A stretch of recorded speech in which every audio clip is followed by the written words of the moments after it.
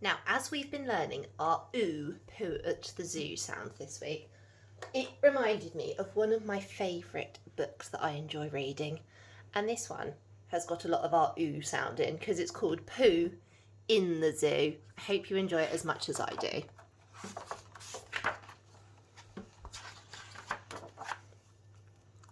And can you see we've got our zookeeper there? Our big cats, crazy crocodiles, fabulous flamingos. All at McGrew's Zoo. Little Bob McGrew was a keeper at the zoo. Looking after animals was what he loved to do. But it wasn't always fun because Bob was the one who had to push around a cart and shovel up the poo. There was tiger poo, lion poo, prickly porcupine poo, plummeting giraffe poop that landed with a splat. Dollops of gnu poo, bouncy kangaroo poo, and a trail of drippy droppings from a fat wombat. Flying bits of bat poo. Crikey, whose is that poo? A pongy pat of panda poo steaming in the sand. A monkey always threw his as fast as he could do it, so he had no clue where poo might land. Bob felt dizzy. He was far too busy, with big jobs and little jobs all around the place. Then he slipped on a banana whilst mucking out iguana, and it ran off with a very greedy grin upon its face. The lizard caused hysteria inside the cafeteria, climbing on the counters, eating everything he saw. 11 lime lollies, all the cakes from off the trolleys, a pepperoni pizza, and then sandwiches galore.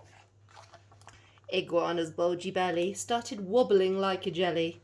"Oh," he groaned, "I don't think I could eat another bite." Then his greedy little eyes saw some sparkly fireflies, so he gobbled them up too, because he fancied something light. Iguana said, "Uh-oh," as his bum began to glow. He pulled a funny face and plopped a poop upon the floor.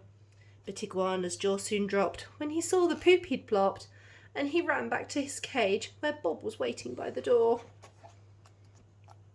Bob turned around and saw something glowing on the floor, a poo that shone so brightly it was lighting up his face. "No creature in this zoo has ever done a glowing poo," he whispered to himself. "It must have come from outer space." Soon everybody knew about the new poo in the zoo, and people flocked to see the interplanetary poop. Then a man in a cravat and a sparkly blue top hat said, "Hello there, Mr. Zookeeper. My name is Hector Gloop." "I'm like you," said Hector. "I'm another poo collector. I collect exotic poo-poos. I've got quite a big selection. I want the world to see how amazing poo can be. Please climb aboard my poo museum. I'll show you my collection.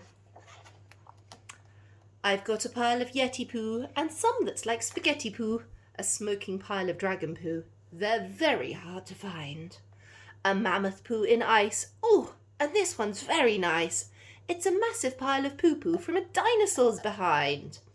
I've got huge poos, tiny poos, crusty poos and shiny poos, every kind of poo-poo you could ever wish to see. Well, I've got some dodo-doo-doo, but not glowing poo like you do. Oh, I've simply got to have it. Will you sell your poo to me?" So Bob sold the poop to a happy Hector Gloop, and he spent all the money on a robot pooper scooper. Well, it whizzes round the zoo and it picks up all the poo. And for Bob and all his animals, life is super duper. The end. I hope you enjoyed that.